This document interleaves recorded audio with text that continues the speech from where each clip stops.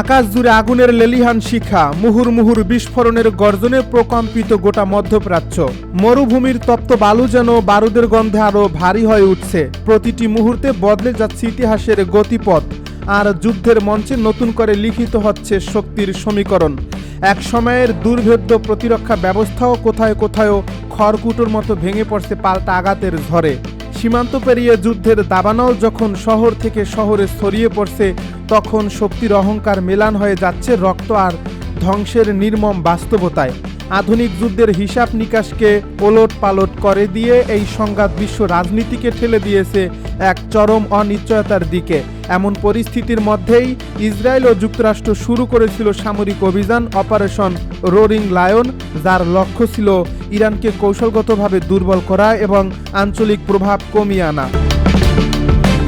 কিন্তু যুদ্ধক্ষেত্রে বাস্তবতা অনেক সময় পরিকল্পনার চেয়ে ভিন্ন রূপ নেয়। ইরানের ধারাবাহিক পাল্টা আঘাত পরিস্থিতিকে দ্রুত বদলে দিতে শুরু করে। সামরিক উত্তেজনার পাশাপাশি অর্থনৈতিক চাপও বাড়তে থাকে ইসরায়েলের উপর। বিশ্লেষকদের মতে যুদ্ধের সরাসরি প্রভাব পড়ছে দেশটির অর্থনীতিতে। প্রতি সপ্তাহে প্রায় 940 কোটি শেকেল অর্থাৎ প্রায় 300 কোটি ডলারের আর্থিক ক্ষতির মুখে পড়ছে তেল আবিব। একের পর এক রেড অ্যালার্টের কারণে স্বাভাবিক জনজীবন প্রায় স্থবির হয়ে পড়ছে। বহু শিক্ষা প্রতিষ্ঠান বন্ধ হয়ে গেছে নিরাপত্তার ঝুঁকির কারণে। শিল্প কারখানায় শ্রমিক সংকট দেখা দিয়েছে, আর সাপ্লাই চেইন ব্যাহত হওয়ায় উৎপাদন খাত ধাক্কা খাচ্ছে বারবার। পর্যটন শিল্প, যা ইসরায়েলের অর্থনীতির অন্যতম গুরুত্বপূর্ণ খাত, সেটিও বড় ধরনের ধসের মুখে পড়েছে। এক সময়ের ব্যস্ত পর্যটন কেন্দ্রগুলো এখন অনেকটাই নিস্তব্ধ। অনেক এলাকায় যেন ভুতুড়ে পরিবেশ। বিদেশি পর্যটকদের পাশাপাশি আন্তর্জাতিক বিনিয়োগকারীদের মধ্যেও তৈরি হয়েছে অনিশ্চয়তা। অনেকেই ইতিমধ্যে তাদের বিনিয়োগ সরিয়ে নেওয়ার প্রস্তুতি নিচ্ছেন। অর্থনীতিবিদদের আশঙ্কা, যদি যুদ্ধ দীর্ঘস্থায়ী হয় তবে শেকেলের মান আরও দুর্বল হয়ে পড়তে পারে এবং মুদ্রাস্ফীতি নিয়ন্ত্রণের বাইরে চলে যাওয়ার ঝুঁকি তৈরি হতে পারে।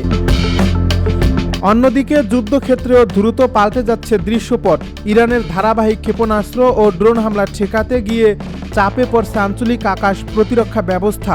মার্কিন প্রতিরক্ষা বিশ্লেষকদের মতে এত বিপুল সংখ্যক আক্রমণ প্রতিহত করতে গিয়ে প্রতিরক্ষা ব্যবস্থার উপর পড়ছে অতিরিক্ত চাপ।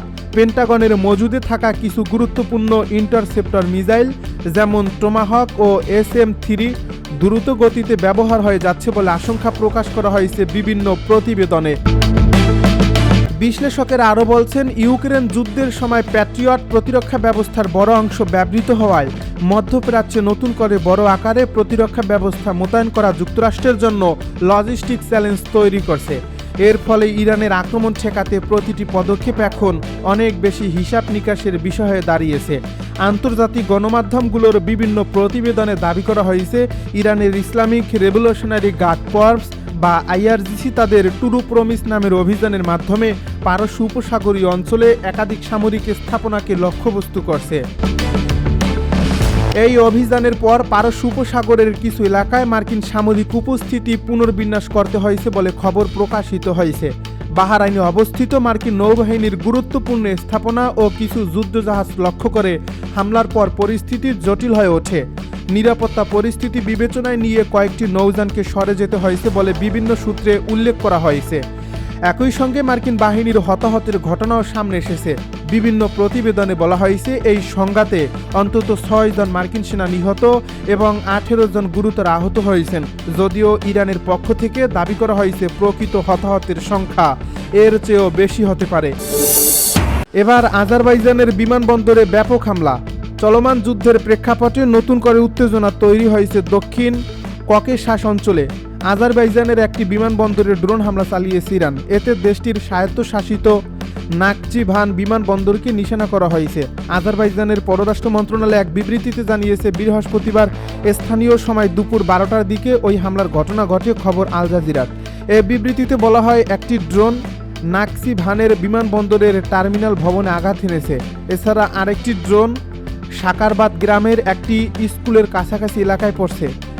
এই হামলায় 2 জন বেসামরিক নাগরিক আহত হয়েছেন। এছাড়া এতে বিমানবন্দরে কিছু অবকাঠামোগত ক্ষতি হয়েছে। আজারবাইজান সরকার এই হামলার তীব্র নিন্দা জানিয়ে বলছে, ড্রোনগুলো ইরানের ভূখণ্ড থেকে এসেছে।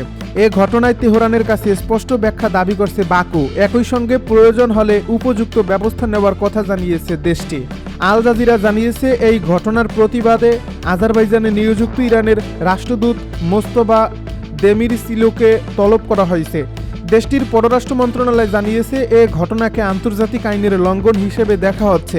মন্ত্রণালয়ের এক বিবৃতিতে বলা হয়েছে, ইরান থেকে ছোড়া ড্রোন আজারবাইজানের ভূখণ্ডে আঘাত এনেছে। এই ঘটনায় ইরানের কাছে দ্রুত ব্যাখ্যা চাওয়া হয়েছে। এছাড়া ভবিষ্যতে যেন এমন ঘটনা না ঘটে সে বিষয়ে ব্যবস্থা নেওয়ার দাবি জানানো হয়েছে। এ বিবৃতিতে আরও বলা হয়, আজারবাইজানের ভূখণ্ডে এ ধরনের হামলা আন্তর্জাতিক আইন লঙ্ঘনের শামিল। ইরানের দ্রুত এই ঘটনার ব্যাখ্যা দেবে এবং পুনরাবৃত্তি ঠেকাতে কার্যকর পদক্ষেপ নেবে বলেও আশা প্রকাশ করছে দেশটি। ইরানের হামলায় নাস্তানাবুদ 3 দেশের মার্কিন ঘাঁটি। মধ্যপ্রাচ্যের 3 দেশের মার্কিন ঘাঁটিতে একের পর এক হামলা চালিয়েছে ইরান। দেশটির এই হামলায় এসব ঘাঁটি বিপর্যস্ত হয়ে পড়ছে। বৃহস্পতিবার আল জাজিরার এক প্রতিবেদনে এই তথ্য জানানো হয়েছে। ইরানের বিপ্লবী গার্ড বাহিনী জানিয়েছে, কুয়েত, বাহরাইন ও সংযুক্ত আরব আমিরাতে অবস্থিত যুক্তরাষ্ট্রের সামরিক লক্ষ্যবস্তুতে ব্যাপক হামলা চালানো হয়েছে। এতে বড় ধরনের ক্ষতি হয়েছে। আইআরজিসির এক বিবৃতিতে বলা হয়েছে, চলমান এই সংঘাতের অংশ হিসেবে অন্তত 20টি মার্কিন সামরিক স্থাপনায় হামলা চালানো হয়েছে। এসব লক্ষ্যবস্তুর মধ্যে কুয়েত, বাহরাইন ও আরব আমিরাত রয়েছে। এসব হামলায় ড্রোন ও ব্যালিস্টিক ক্ষেপণাস্ত্র ব্যবহার করা হয়েছে। এর আগে আল জাজিরা জানিয়েছে, এই বিস্ফোরণে কেঁপে উঠছে কাতারের রাজধানী দোহা। দেশটিতে আবারও হামলা চালিয়েছে ইরান। এর ফলে বেশ কয়েকটি বিস্ফোরণের শব্দ পাওয়া গেছে। কাতারের প্রতিরক্ষা মন্ত্রণালয় জানিয়েছে, আকাশ প্রতিরক্ষা ব্যবস্থার মাধ্যমে একটি ক্ষেপণাস্ত্র হামলা প্রতিহত করা হয়েছে। রাজধানী দোহার আকাশে একাধিক বিস্ফোরণের শব্দ শোনা যাওয়ার পর এ তথ্য জানানো হয়েছে। প্রতিরক্ষা মন্ত্রণালয়ের সংক্ষিপ্ত এক বিবৃতিতে বলা হয়েছে, কাতারের এয়ার ডিফেন্স সিস্টেম স্বয়ংক্রিয়ভাবে আকাশে আসা ক্ষেপণাস্ত্রগুলোকে আটকে দিতে সক্রিয় হয়েছে। তবে স্থানীয় সূত্র জানিয়েছে, দোহার আকাশ পরপর কয়েকটি বিস্ফোরণের শব্দ শোনা গেছে। মার্কিন তেলবাহী ট্যাঙ্কারে ক্ষেপণাস্ত্র হামলার দাবি ইরানের। পারস্য উপসাগরের উত্তরে যুক্তরাষ্ট্রের একটি তেলবাহী ট্যাঙ্কারের সফলভাবে ক্ষেপণাস্ত্র হামলা চালানোর দাবি করছে ইরান। বৃহস্পতিবার ইরানের আধা সরকারি তাসনিম সংবাদ সংস্থার বরাত দিয়ে ব্রিটিশ সংবাদ মাধ্যম গার্ডিয়ান এ তথ্য জানিয়েছে। এই প্রতিবেদনে বলা হয়, বৃহস্পতিবার সকালে পারস্য উপসাগরের উত্তরে ইসলামিক রেভলিউশনারি গার্ড কোরের সদস্যদের হামলায় ট্যাঙ্কারটি আঘাতপ্রাপ্ত হয়েছে। এই হামলায় ট্যাঙ্কারটিতে আগুন ধরে গেছে। তবে এ বিষয়ে যুক্তরাষ্ট্রের পক্ষ থেকে তাৎক্ষণিকভাবে কোনো মন্তব্য পাওয়া যায়নি। এর আগে মার্কিন প্রেসিডেন্ট ডোনাল্ড ট্রাম্পের দেওয়া এক বক্তব্যের জবাবে হরমুজ প্রণালীতে নিজেদের পূর্ণ নিয়ন্ত্রণ থাকার কথা জানালো ইরান এবং তেল গ্যাস রপ্তানির জন্য কার্যত এটি বন্ধ করে দেওয়া হয়েছে। ডোনাল্ড ট্রাম্প জানান, ওই সমুদ্রপথে চলা ট্যাঙ্কারগুলোর পাহারায় মার্কিন নৌবাহিনী মোতায়েন করার প্রস্তুতি নিচ্ছেন। তিনি বলছেন, যদি প্রয়োজন হয় যত দ্রুত সম্ভব যুক্তরাষ্ট্রের নৌবাহিনী হরমুজ দিয়ে ট্যাঙ্কারকে নিরাপত্তা দেওয়া শুরু করবে।